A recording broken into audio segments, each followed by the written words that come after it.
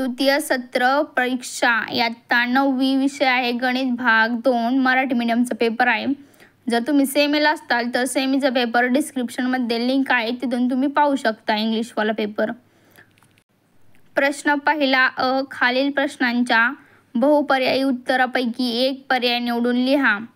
1. X अक्षाचे समीकरण खालीलपैकी कोणते?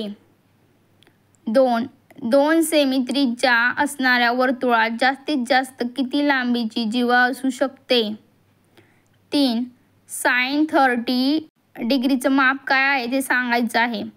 4. खालील पैकी कोणते विधान सत्य आहे ते सांगायचे। 5. +4 +3 हा बिंदू कोणत्या चरणात असेल ते सांगा, पहिल्या, दुसऱ्या, तिसऱ्या, चौथ्या। ब. खालील उपप्रश्न सोडवा। 1. खाली दिलेल्या बिंदू कोणत्या चरणात असतील? अ आहे 2 आणि 10 आणि ब आहे जी 3 - 7। 2. एका वर्तुळाची त्रिज्या 3 सेमी आहे तर त्याचा व्यास किती असेल?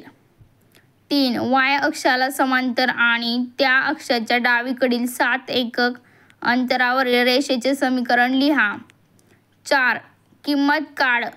अ साइन 30 डिग्री +3 टॅन 45 डिग्री।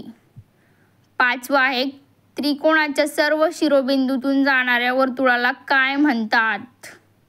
प्रश्न आहे दुसरा, खालीलपैकी कोणतेही 4 उपप्रश्न सोडवा।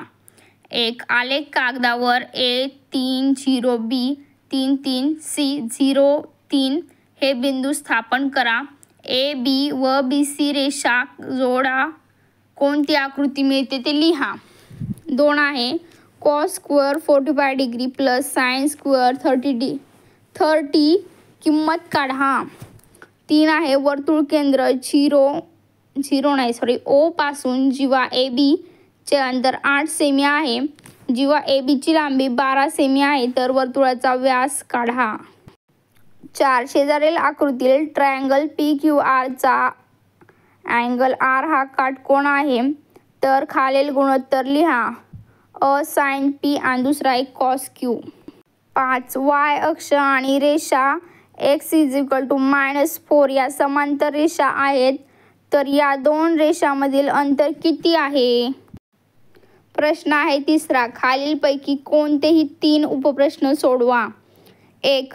अभिलेख कागदावर A 2 3 B 6 - 1 आणि C 0 5 हे बिंदू स्थापन करा।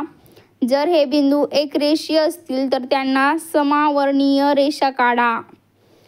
2. एका वर्तुळाचा व्यास 26 सेमी असून जीवेची लांबी 24 सेमी आहे तर त्या जीवेचे केंद्रापासूनचे अंतर काढा।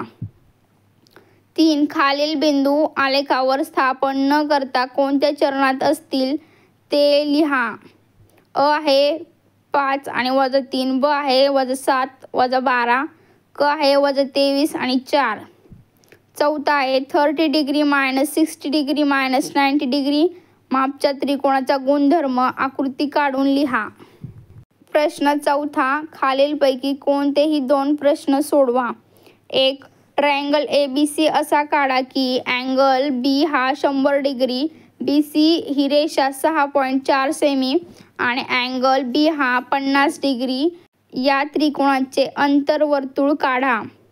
2. किंमत काढा। cos 60 degree × cos 30 degree + sin 60 degree × sin 30 degree. 3. आकृतीमध्ये ट्रायंगल XYZ हा काटकोन त्रिकोण आहे। अँगल XYZ = 90 डिग्री म्हणजे Y हा 90 डिग्री आहे। बाजूंची लांबी ABC अशी दिली आहे, यावरून खालील गुणोत्तर लिहा। sin x tan z cos x and tan x. Now we are watching last question. Question number is 5. खालीलपैकी कोणताही एक उपप्रश्न सोडवा। 1 आहे एका वर्तुळात 2 समान लांबीच्या जीवा आहेत, केंद्रापासून त्या 5 सेमी अंतरावर असून वर्तुळाची त्रिज्या 13 सेमी आहे तर त्या जीवांची लांबी काढा।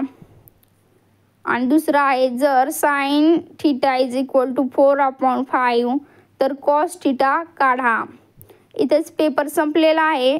ह्या चॅनलवर तुम्हाला सर्व विषयाचे पेपर अवेलेबल आहेत, म्हणजे पाहायला तुम्हाला मिळतील, तर तुम्ही सर्च करून पाहू शकता.